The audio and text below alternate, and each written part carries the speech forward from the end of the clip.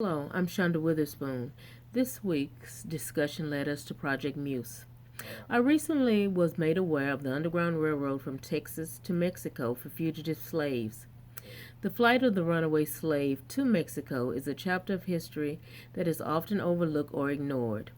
A number of researchers are expanding the knowledge of the role that Mexico played in providing refuge for enslaved people. This did spark my interest, so I studied Project Muse and I did find some information on this topic. My first book was by Damian Allen Pargas titled Fugitive Slaves and Spaces of Freedom in North America, written in 2018. This work presents another way to study the experience of slaves, the escaped slave, by defining their spaces of freedom that fugitive slaves escaped to and occupied. It also provided groundbreaking view of the fugitive slave migration, not only to the northern states and to Canada, but to Mexico, the Caribbean, and even some parts of the United States in the South.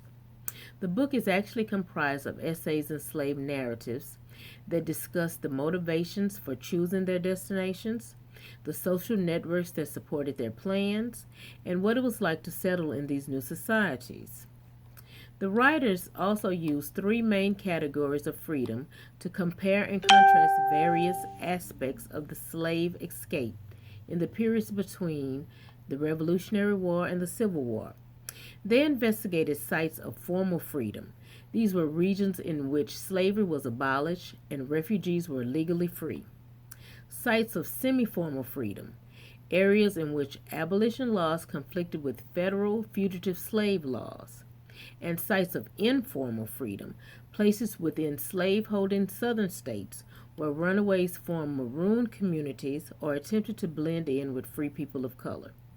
As for the author's research methods, he used several articles, essays, and journals, books, and he went to the Texas Runaway Slave Project and gathered a lot of information. In addition to visiting several cultural libraries and even museums. The next work is by Sean Kelly titled Mexico in His Head: Slavery and the Texas-Mexico Border, 1810 to 1860. This is from the Journal of Social History. This article focused on the repeated redrawing of the boundaries between the United States, Texas, and Mexico in the 19th century that prompted slaves to view the border as a symbol of liberation. With the establishment of the independence of Texas in the 1830s, and with the annexation of the United States in 1845, slavery was placed in a firm footing in Texas for the first time. That, that means that slavery was now, Texas entered as a slave state. The border soon became a focal point of slave flight and resistance. Even with the end of slavery, black Texans still continue to associate Mexico with freedom and equality. Lastly, I found an article in the Mexican Studies Journal from 2019 titled Against Slave Power: Slavery and the Runaway Slave in Mexico-United States Relations in 1821 to 1857 by Gerardo Laval.